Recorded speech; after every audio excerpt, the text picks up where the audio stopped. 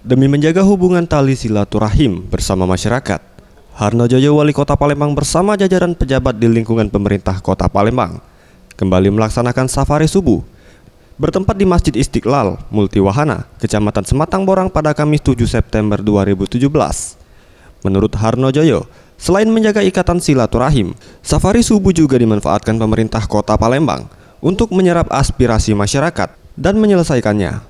Seperti pada subuh kali ini, terdapat laporan masyarakat yang meminta perbaikan jalan poros yang terdapat di kawasan Multiwahana, dan hal tersebut akan segera ditanggulangi oleh dinas terkait.